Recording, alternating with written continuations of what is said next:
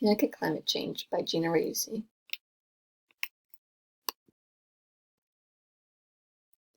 Introduction. This presentation will include information on Connecticut's climate. I will be discussing how climate change that is occurring here in the state can affect the community. What is climate change?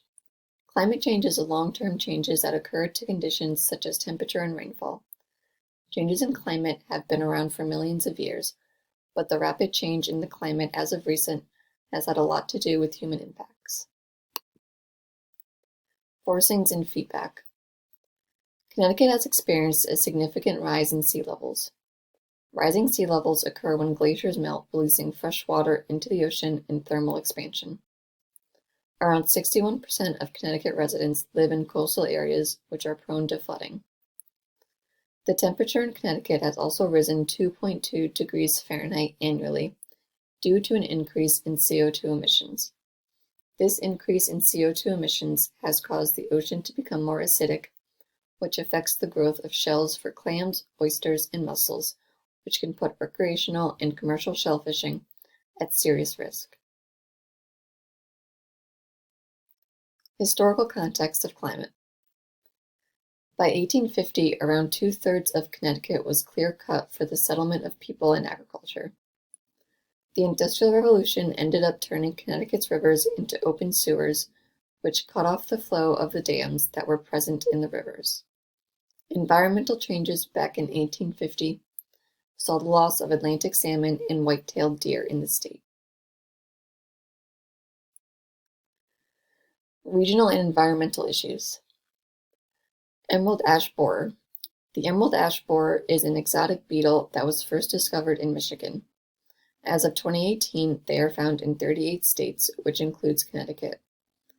They were first discovered in Connecticut in 2012. The adult beetles do very little damage to ash trees. It is the larvae that is responsible for the death of hundreds of millions of ash trees. The larvae will feed on the inner bark of ash trees, which negatively impacts the tree's ability to transport water and nutrients. Here in Connecticut, less than 3% of trees are made up of ash trees. Around 30 species of butterflies and moths call ash trees home, meaning that if we lose ash trees altogether, we risk losing these species. Bear hunting. Bear hunting in Connecticut has been an ongoing debate for many years. Farmers and hunters say it is necessary due to them posing a danger to humans and destroying crops. Recently, state lawmakers abandoned a proposal for bear hunting to be put in effect in Connecticut. The proposal would have allowed hunters to kill up to 50 black bears each year in Litchfield County by means of a lottery system. This proposal would also allow farmers to kill bears that they determined were being a nuisance. There are currently between 1,000 and 1,200 black bears in Connecticut, and just this year, 67 home entries by bears have been recorded. The shutdown of this proposal has been widely celebrated by activists in the state and believe more non-lethal actions must be taken to avoid human and bear encounters. Socioeconomic impact. Connecticut fisheries have been severely affected by climate change. We are seeing cold water fish leave the area to find cooler water, seeing as our waters are becoming increasingly warmer and warm water fish are moving into our waters. Even exotic fish, such as mahi-mahi, have made an appearance in the waters of Connecticut. Striped bass are the #1 sport fish on the East Coast. These fish are currently being overfished due to impacts of climate change, causing them to change their migration pattern to where they are being caught in rivers and estuaries all winter. Rising sea levels could cause Long Island Sound to rise as much as 20 inches by 2050. The rising sea levels have had and will continue to have an impact on the towns of Groton and Mystic. Both towns are well-known tourist locations, and the rise in sea levels and increase in storms puts many businesses at risk of being destroyed, which will put Connecticut's economy at risk. Possible mitigation and geoengineering actions.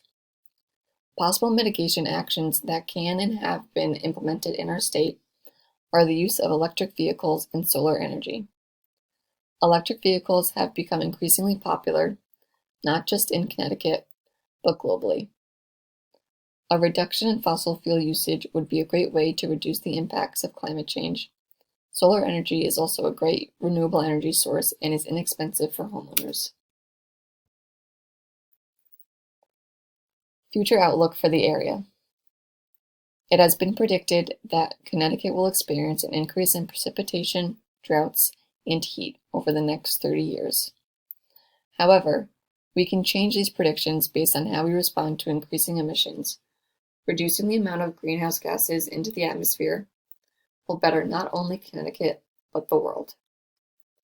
The Connecticut Institute for Resilience and Climate Adaptation have been using climate models to determine what the climate in Connecticut will look like in 2050. They have determined that winters will be warmer, more tropical nights are ahead for us, and ice days and cold spells are expected to decrease. Conclusion. In conclusion, Connecticut's climate is changing every year, just as is happening throughout the world.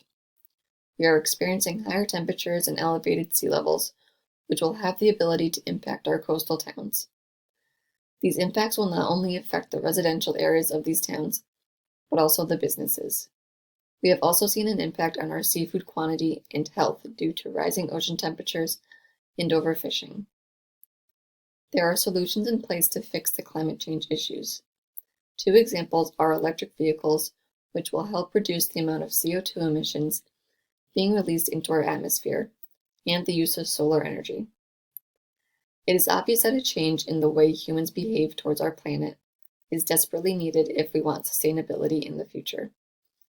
If we do not have a serious wake-up call soon, it may be too late to fix the harm we have caused the planet.